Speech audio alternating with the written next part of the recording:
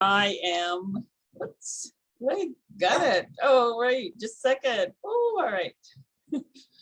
Good afternoon. I am happy to welcome you to the Native Wellness Week 83 of the Power Hour on, this is kind of like your shot of let's see, your drink of wellness or your refresher or whatever you want to call it.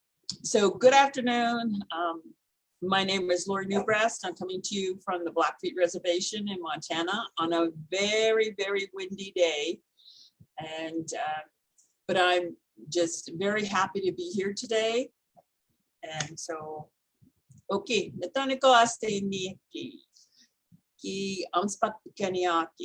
I am a proud member of the Blackfoot Confederacy, and also the Unspuckpikani Nation in Montana, aka the Blackfeet Nation. So today, of course, my chow pug that has been sleeping restfully all morning. I don't know why she doesn't have her own Zoom show or her own Facebook show, but here we go. So you may hear her off and on. And if she gets too rambunctious, because now that the wind is whipping up, I will have to briefly let her out. So today, when I was, thinking about what I could share with you, I feel in some ways this is a familiar moment for me in my life, but also that it reminds me of other times that happened before this moment, before March 2020, and to all our communities. So in some ways, this is a familiar moment, but it's also a moment where my memories are new.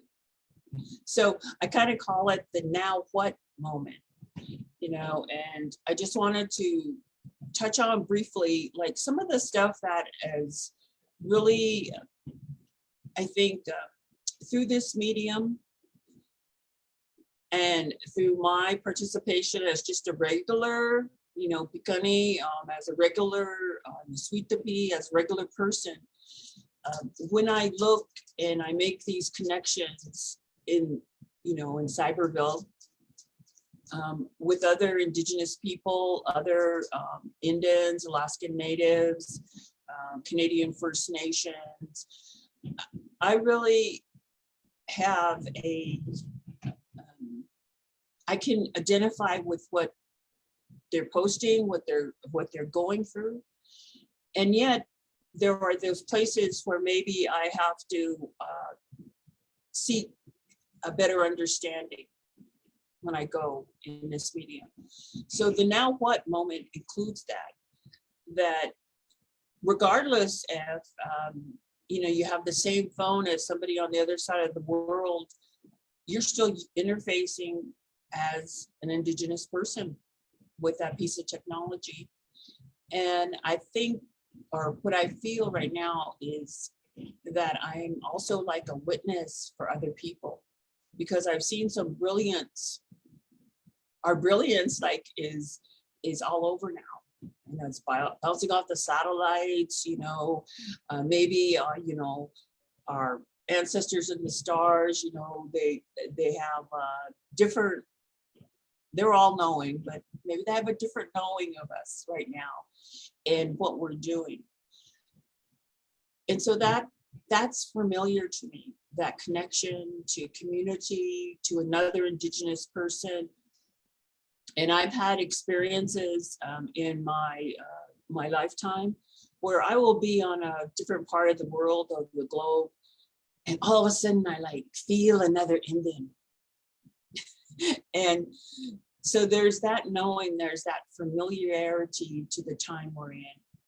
And when I come home or when I go to the store, and now that the generations, there's more generations in this living one that I'm a part of that are younger than me, are from a different generation, but we're all the same. And I really see just an acknowledgement And I live on the part of the reservation I live on. Like there's even a way that we drive around here. In some parts of rural America, it exists. But for us on this side, you wave,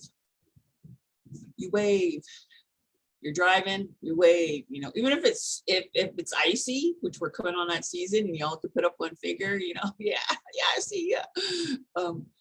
And there is just an acknowledgement of each other all the time. So we're seeing, I belong all the time when I'm here at home. It's reflected in real person. It's reflected in the phone calls I get, the texts I get, the communications through this medium. And now we're in the beginning of the long gun season or the rifle season. And so I also have relatives coming into my home, and they belong here. I belong here with them. And that sense of belonging in a now what moment is critical. And so that's one thing that I would like to ask of all of you, is to reflect for yourself, your own well-being, to nurture that. How do I belong? Not just to the community, but to yourself. How do you belong to yourself? And really that sense of what the future holds, or maybe what the past, you know, you're reflecting on, it really helps guide you to the right place you're meant to be, and whatever happens in the future. You belong to self. So how do you do that? You know, like when we all came to this planet, you know, through our mothers, we belonged already. The Creator gave us life, and that belonging to the power greater than ourselves, the Creator, the maker of all things, the sacred breath giver, however you define that for yourself and for your people, that belonging never ends until we make our transition, after we've lived the Creator's life stick for us. And so in moments when you ask, now what, even if you're preparing for a celebration, that sense of belonging to yourself, in that acknowledgement that is never replaced, it's never stopped. That very act that we all carry a life force that was given to us, that was sent, we were sent here for a purpose. And reflecting on what that purpose may be for you. It could be, you know, well, I had this funny little conversation with my sister-in-law that lives in another state, and I said, "Oh yeah," because they're all talking. Yeah. One of my roles throughout my life has been to be the cook, or the server, or the preparer of food, and that's not just in my family, but also in a cultural setting, and so, or in another cultural setting other than the family. So she asked me, you know, well, oh, everything you cook. She was complimenting me. And I said, yeah, I was thinking about opening a cafe, but it'd be limited to 25 people a year. And I named these families that came and visited me this summer. And I said, that's all I could serve. But what I was saying was also that I felt like it reminded me of a teaching that when visiting an elder, on one of the reserves of the Blackfoot Confederacy, and me and my friend had brought him a lot of food. This is what he told us: the greatest gift you can receive is to feed others.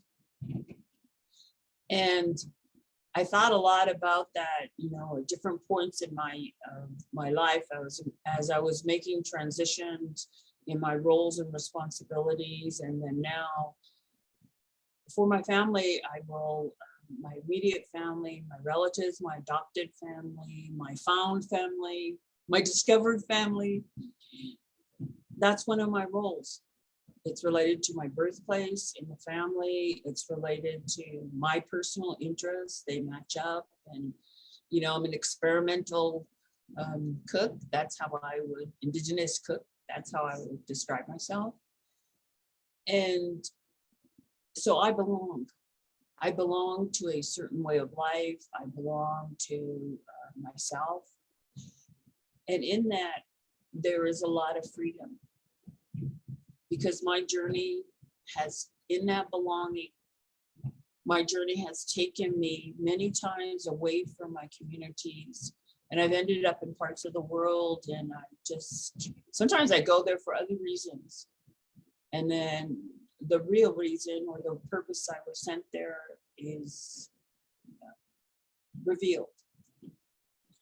But I've had a lot of what during this time. You know, it's kind of like you have your running list of how to be healthy, be proactive, you know, like all these things during the pandemic, you know, decolonizing, re-indigenizing, you know, liberalizing. I wake up every day, I greet the sun, you know, check, you know, all those fantastic good things about being an indigenous person. But then we receive news from another source that maybe shakes us up a little bit, or maybe good or bad, it makes our world like get real flexible. And we ask, now what? What do I do to stay belonging to myself? To understand better that path that is your unique responsibility in the circle. The circle is made up of many paths. And sometimes they all converge. Because otherwise, I always feel, you know, I would have been born somewhere else. I would have been born to another family, but I am sent here as an indigenous person. And I belong to a community globally. And the earth is round as far as I can tell. I don't know, I couldn't afford any of those recent space trip seats on those. I don't know why, I just didn't have that extra, you know, what is it, $13 million or something? But how do I go everywhere? Or I've asked myself this a lot during the pandemic. How do I remain me? How do I ride the flexibility and the flow of this time and really give myself that time to say, my path is my path. I have these support circles of humans. I have spiritual support that is never ending. I've always belonged to that. But how do I remain to myself? And I think sometimes, we see a lot of, it's like we can't create generic lists for every Indian person or every indigenous person. A list really is not our way of life. We're given those gifts. And sometimes even in a family, the diversity of gifts that they've arrived with, that life force has arrived with, are many. And so caring for them during this time is really crucial. You know, we're putting aside things, you know, yes, I can live without air miles. Yes, I can live without a soy latte or another milk alternative latte. Yes, I could live, I enjoy it, I'll enjoy it again, or maybe I won't, you know, but we've learned to really, that expression, stripped down. We're not naked yet, but that's okay too, you know, that's what you gotta do. But stripped down to what is essential. And I always think when I hear that term during this time, essential worker, frontline worker, I was like, Well, basically, that's every Indian, Alaskan Native, Indigenous person alive. We're all essential. We're essential to a way of life. We're essential to the galaxy. We're essential to the earth. We're essential to the human family. And that includes all of us. So that self-talk of belonging is critical. And I was talking to some young people about how they're having a totally different experience than I had when I was in school. And you can see adult descriptions, emerging, or they're still having to deal with those things they did prior to the pandemic. How school had become sort of like an incubator for behavior that isn't good, bullying, then you had social media in the mix, and good, bad, scratchy. How do you get through that? And I simply told them this. I said, well, the way that I got through that is if I heard something that, maybe stung my spirit, I would tell myself as I got older, this is how I would coach myself out of those moments, is that says more about them than me. But I also had to take responsibility. Did I have a part in that? Am I feeding that, or am I not? Am I moving on? And I think, or feel right now, that those are those moments where we have to decide. We have to decide to belong to myself, to honor that gift of life, to walk my walk. The talk has to match the walk that is true to you, to how you belong to the circle. And so that critical, I found I've had to use, if you want to say, from early on in my wellness journey. I love slogans, I still love them, but I had to use that coaching if there was a moment that stung my spirit, or if I had to, people were wanting me to join in something that was against another person, or wasn't productive, it wasn't positive. And really, our way of life has always been positive, but we get derailed, not always by our choice as Indigenous people. And the fact that the now what is familiar to me exists because my ancestors had now what. Now what do we do? Our food, our clothing, our houses, our family structure, they were all tampered with. And they had to ask, now what? And the essential thing that has never changed across the generations is that we were given a life force by the Creator. And we ended up here. That connects all the generations. So sometimes during this time, I've really reflected on not just where I lived geographically, but my ancestors lived here a long time before I came here. And because I had the privilege of being in the homeland of the Blackfoot Confederacy, no matter where I go in a large area, my ancestors were there. So they're everywhere around me. And when I go somewhere else, one of the things that I've really seen a blossoming and a carry across, I finally made it across the border, because many of the people in Canada and the First Nations, they have been doing land acknowledgement, they have been doing traditional territory acknowledgement, upholding those prior alliances when two cultures come together for solutions, or two cultures come together so that they may continue their lives. And so now it's made it on this side of the border. And I think that's a really important, critical action that people are starting to take. And in some ways, it's more about us than it is those communities. We have to teach that. Because no matter where you go in this land base, you know you are on Indian land.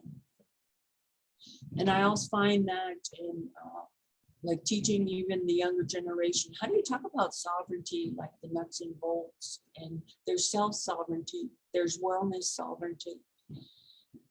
And really that sort of that catchphrase that people learn, you know, Indian country is also a social, cultural, and political definition.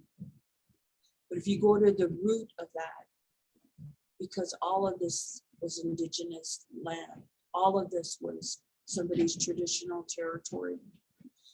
And when you are on another person's ancestral land, on the living generation's land, to acknowledge that is to repatriate, that consciousness that our ancestors lived before contact. Because we all lived good. And when did that change? And really, that's the wellness moment we're in, is reconciling, but also really coming together, collectively filling our bowl of hope for everybody, not just for Indigenous people. Because the moment or the wisdom that is emerging from all parts of the globe is that the human family isn't a principle, or it isn't a goal. We are in it. No matter what you do in your space on Earth, it has global ramifications. It has global paying forward. It has a global spiritual connection. But if you were put on a certain piece of territory, and it was your people assumed responsibility, that also means that interconnectedness, that spiritual part, that while we can go to the bottom of the earth, you can go to New Zealand, you can go to the Arctic Circle communities, and when you're there, they immediately say, click, because their knowing is just as organic and visceral as ours. That we, in that recognition of belonging to a certain group of the family, of the human family, is felt. And really, in the now what moments, that has to be affirmed, to acknowledge that we're all connected. And it's not a principle, it's not a wishful idea. In this moment, we are being reminded of that. And we will get beyond that. You already see those slight glimmers of hope. And on this continent, this North American continent, we are really in a place where those connections are continuing in this medium. And that is an act of hope. Every connection you make, every new friend you make, every word you learn in your language, every old family picture, if they survived, and you look at it, and there's a recognition in those faces, in that photograph, that is connecting to that spirit of hope. And many times, even when the isolation order, or for our tribal government, there's like a collective agreement that we reached.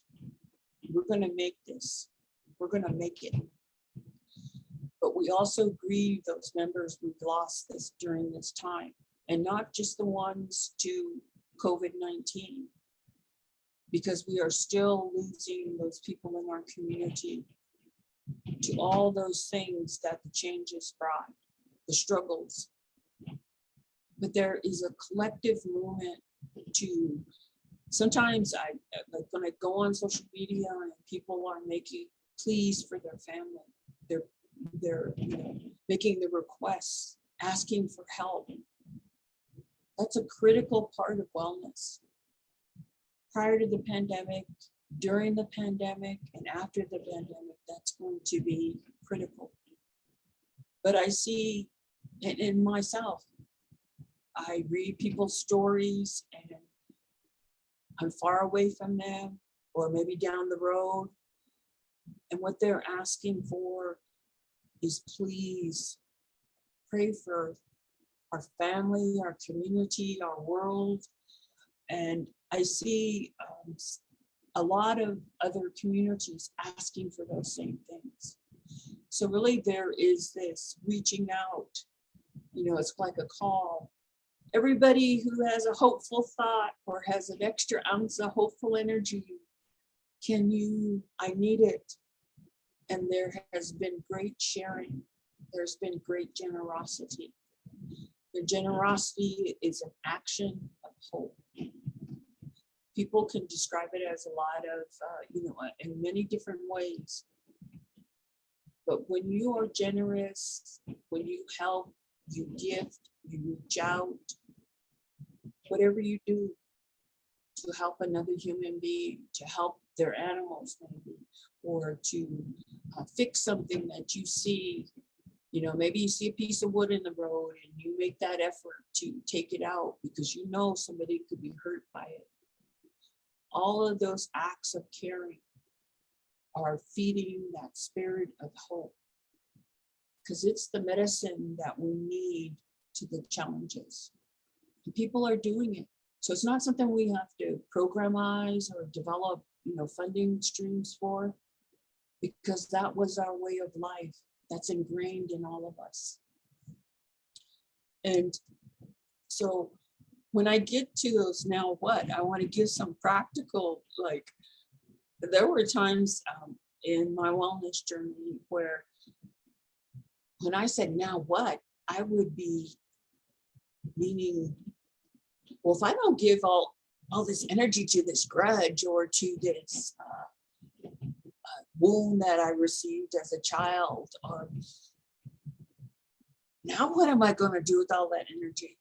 And so how do I redirect it? How do you create that sort of, that flexibility where you're not overstraining, but you're actually increasing your ability to reach out, to expand, whatever your life path is. And so I used to do things like, if I recognized that, I need to set aside anger, and I even, I can tell the exact month this happened. In August 2002, I was privileged to be a part of this, it's kind of like going to Oz, but instead of wizards there's a bunch of Indians. So I kind of went to this place at Nittany First Nations Reserve, where they had taken there, at that time it was wellness fund in Canada. And they had called in, through their efforts, Indigenous healers from the Americas. And I can remember I finally found their reserve at the end of the telephone poles outside. You make a turn, you follow those poles to the end, and there's the reserve out of Maple Creek, Saskatchewan. And when I arrived there, first I was like, that's not my reserve. I'd never been there. And but there was an immediate connection. I belong there. Through my friendship connection, I had been invited there. I belong there. And it was a thing that I felt and I was overcome with. But I also was just fascinated by everything I see there. And so I was privileged to meet this one elder, and after we had our talk together, the way we ended it, he didn't say, okay, now your time's up, leave, leave the TP. But the way we ended it, like everything we said, we started laughing. So then, we were laughing and we were laughing and we were laughing. And but one of the things he shared with me, because I had dealt with a lot of, I was wondering, what do I do with all this anger, not directed at me, but that I had seen been around? Because it's like, you got to kind of clean yourself off when you're in one of those positions too, and so this is what he told me. It's easy to be angry. Pray or look for understanding. And many times during the pandemic, I have used that. Instead of saying, it's not, if I'm feeling a little uncertain, because now, it's the it's like, day 32, the quarantine and isolation, and so I would say, I'm going to look for understanding. And sometimes that meant feeding my intellectual side, my understanding of what was going on, how I could safely go, down the grocery aisle, how I could, when I encounter somebody, what I must do. It was that type of understanding. But there was another way that I was able to like pull myself forward into what I had lived, what I was living, and we were all living. What's next? What will happen? What is happening? How do we deal with it? And that was by playing. So I did a lot of things with my sewing. I taught myself to learn, how to make hats. I made a bunch of Russian hats, as my way of dealing with some of that information. And they were at a faux fur, because, hey, I'm down with the four-leggeds. And, but I also played around with things that were outside of my current life skill set. I took online the generosity that some Indigenous artists offered early on and still are offering, where they will run sessions on how to draw, how to understand their art, and they will teach you. So I took part in those. I got a little steel drum that gives tones off, and I played that. And I'm not ready to perform on that yet, but maybe someday, maybe never, because it was playing. I was gifted to make it through the first year with 3 of my dogs, and they always played, no matter how old they got, until they were 2 of them, until they were very ill. They always had that spirit of play. I played games. My sister taught me solitaire because, hey, that was a reality. So up until last year, I never played solitaire. I know, woo. Like I come from a long line of, my one auntie was, man, she could have had her own casino and been the only dealer, but that wasn't my forte. But I learned how to play cards. I learned how to participate in some of the games that were offered, through other social media channels and stuff. But I also taught myself playful things. I made gnomes, but of course they had to be Indigenous gnomes, those little guys and so I played a lot during last year, when I could with other people, but also self-play, imagination is the gift we carry from being young, from being in childhood. You never stop feeding that child that knows how to play. And as adults and family members and in communities, that's a sign of health. That's a sign of wellness. Laughing, that's one of our, people call it our resiliency strength. That's one of our components of our culture. Joking. You can't tell like a trickster story or relate something like a story from the past without playing. Storytelling is playing. In the community that my parents, my grandparents, and their parents, where we settled, when our traditional names started being, they were like our home names or our spirit names or our ceremonial names. And when it became where we had to operate with another name, people got nicknames. So I come from some very creative nicknames. And that was long before rap on this continent, right? You know, you have little this, little that, you have, you know, some brother relatives that one was named Bacon, one was named Bread, one was named Butter. And you have, so long before the rap was invented, you know, nicknaming, we are the OGs on that. So there are a lot of things about the English language that I find hilarious. And so I would make little slogans, because if you said pandemic, it would be like, but you know, it's a pandemic, don't panic. Don't panic. Or panicking is optional, I guess, in some days. But also that really playing around with what is information we're getting.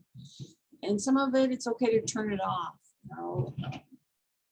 I have other activities that I play with, but early on, you know, in my wellness journey as an adult, one of the things that helped me a lot was when I was a child, I would go swinging, because the schools I went to, then they had swings. I don't know if they allow them now, but we had swings. In the parks, there were swings. And I always really liked that. So there's a part in my wellness journey where, you know, I could still fit in a swing in a playground. I discovered that. I didn't know that. So where I would swing, and I wouldn't have an agenda for it. I didn't have to swing, you know, 50 times and that was it. You know, like the 10 minutes a day, you got to move around, you got a certain speed and stuff. Or you got to do so many steps. Because living play is also that exercise for that belonging, spiritual belonging, because it lets loose a lot of the joyful things, laughing, breathing, you know. One of the if I want to say, just we're built this way. Our self-sufficient wellness practice of laughing, immediately it resets your breath, your breathing. You know, and that's one of the, you know, you hear laughter is the best medicine. You know, for Indians, laughter is our medicine. We don't have to rank it because it's funny. But we also know that even our laughter, we can make a joke out of, you know, I don't know, out of this pretty beaded pin. You know? Who knows? I didn't count coup on somebody by taking this. No, I'm kidding. But we can make laughter out of wherever you are. When I used to travel a lot and I would go visit one of my sisters, and back then she could come into the airport with me, and we would be in the airport. We knew we had to separate again. And so we would sit in the airport and we would watch people's shoes, not to make fun of them, not to covet their belongings or anything, but just watch their shoes. And it was hilarious. And then I once told a story about how my mom had, you know, went to school with, or work with 2 different pair of shoes on. And then I heard all these other Indians telling me, I did that, I did that, I did that. So there could be a collection of stories. My day when I wore two different colored shoes or two different shoes. And there was creating story, keeping dream journals differently during this time, expressing it through sketching, through drawing, through participating in new endeavors. And then also I took time to listen to others and be inspired by what they shared. So that's my question back to you. If you have the ability to put it in the chat right now, what did you do that was playful during the pandemic? How did you play? Do you think you got enough play? Do you need some play today? That's also like sort of on that, your own checklist of the day. Did I play today? Is just as important as, did I have enough water? Did I have enough food? Did I have enough gas to get to town? It's part of living, that play is always integrated. And I find little things fascinating. I'll see something and I'll just appreciate how playful that is, how it's brought that little spark back in for strangers to look at, like in shops or online. You see the creativity people have. TikTok, I don't know some of those people.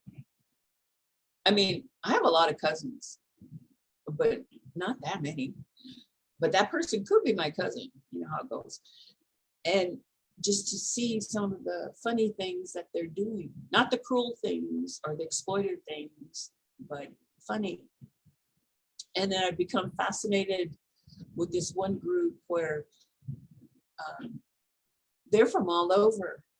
And it's like skate life, SKATE, not skateboard, roller skates, like really going old school, roller skates.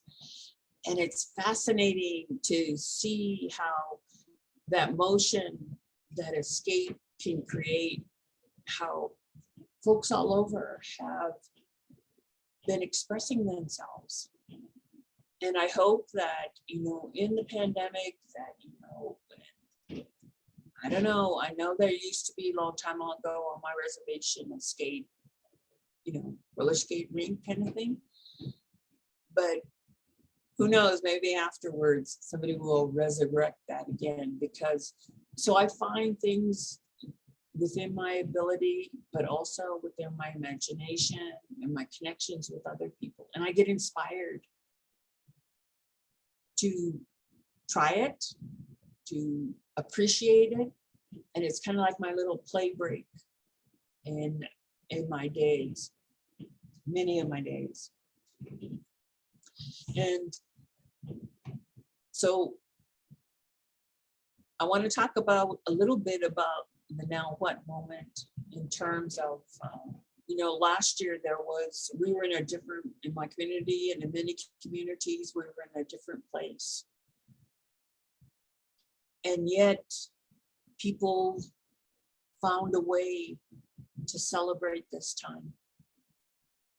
In many cultures, all cultures, there is a recognition of this time when you enter winter, when the cold months come, when the heavy winds come, when the snow is on the ground if you're in the northern climates, when the heavy rains come, when the dry weather comes, when the earth shares its coldness at night.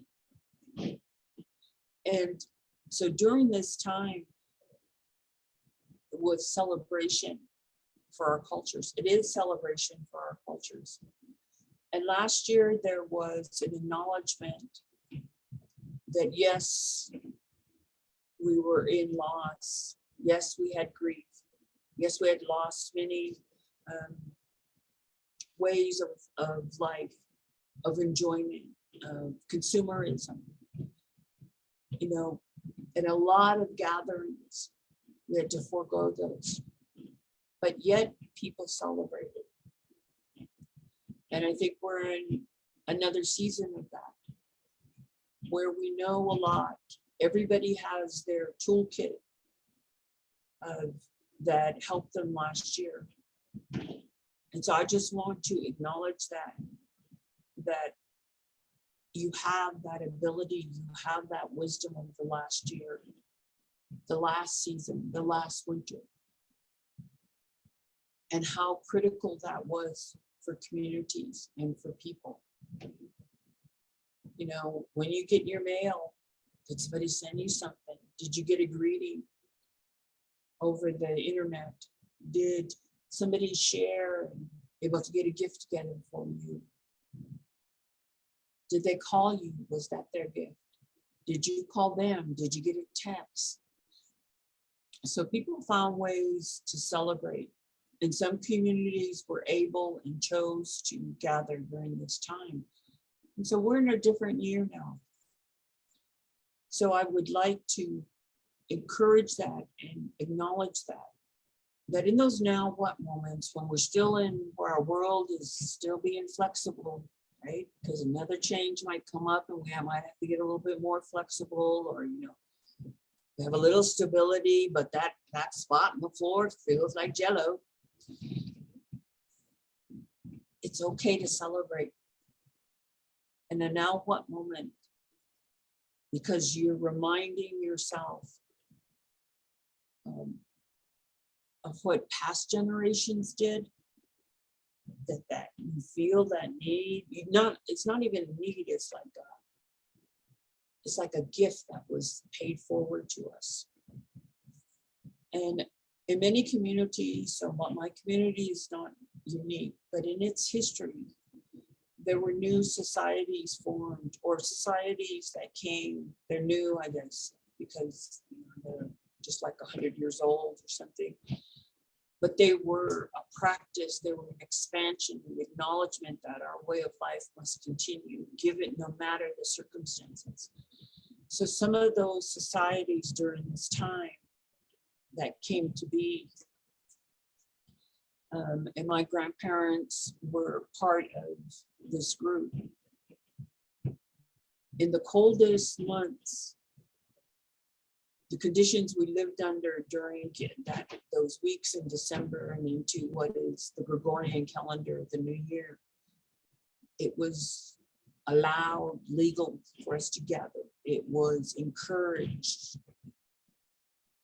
But we show up as Indigenous people. We show up as Indians, Alaska Natives, Indigenous people from other parts of the world.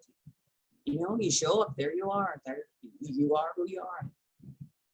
So they were part of groups that took that cultural concept of society, and they formed families that became the carriers of celebration during this time. So they would have dances. Now they call them powwows, but dances, society gatherings, society dances. And when there were horses, there were wagons. And then later when there were cars, maybe one car, some horses, or, there was groups of people that during this time would gather, and they would gather in a place and share food, share laughter, share community, dance, sing, see each other, renew connections. Maybe somebody, had been off in another part of the world in the military, and they had been able to make it back home, and they would go there where they belong. And they had fun. They created fun, because that has always been a cornerstone of our existence, to celebrate, to honor, to acknowledge each other, to acknowledge our collective energy as a culture, as a people. And I think this year, or not think, I really feel like that's kind of in a way, that's what's brought me here today to be with you, is that recognition. You know, if we have a list of sovereignty rights, then it's okay to party like it was 1491. And it's okay to party. It's, well, a certain kind of party, you know, I'll be clear on that. But to celebrate, you know, I feel like if we had a massive giveaway in all of Indian country, everybody would get a gift because they've all earned a feather, because we're here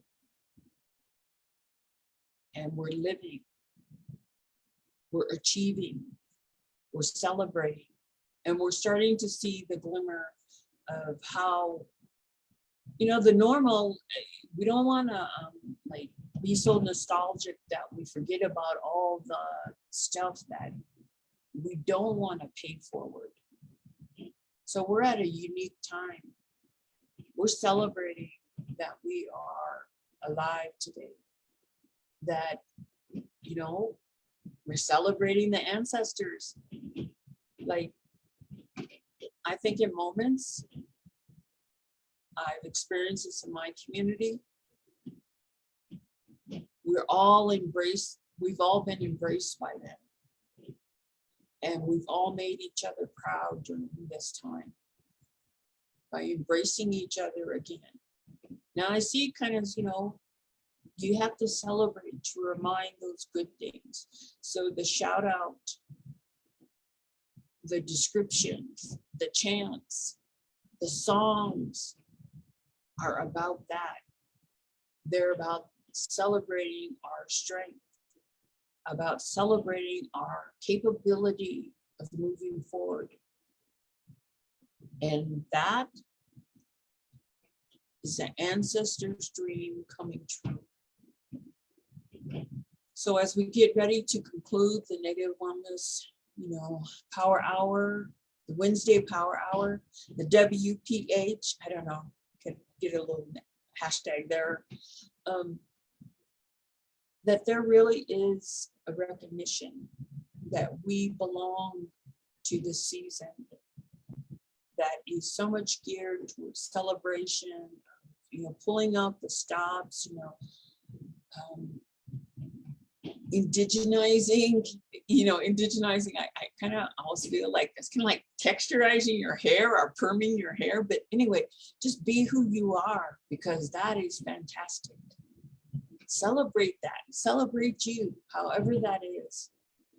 And I know that there are a lot of younger people that are, and not so young, there are seasoned people, there are wisdom keepers that are all contributing to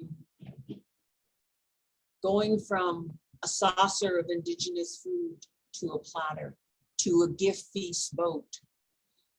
Some of the large serving containers that I've seen, you know, of my people in the museums, I just think, now that's the right size bowl, or that's the right size feast tray. It's so big that, you know, it probably took like 3 people to carry it, because that's how we gathered with the beautiful food that has come from our cultures, and paying homage to that survival food. You know, I don't know when we're going to have our fry bread honoring dance, or my people call it grease bread, but at some day we will have the honoring dance. You know, when the last fry bread is made in our communities, as not an act of survival, but as an act of remembrance and honoring the ingenuity of our ancestors that were given so little to keep the people going.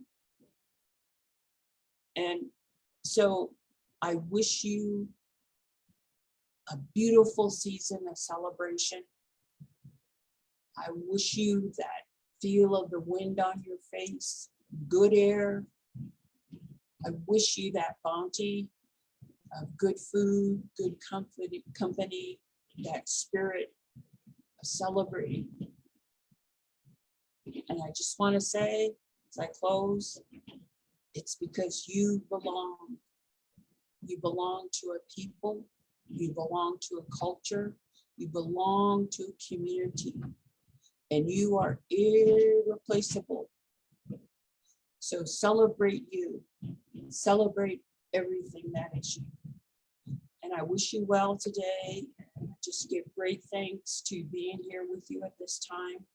And thanks to the Native Wellness Institute, you know, a fab group of people. And I'll just sign off for now. See you later, all my cousins,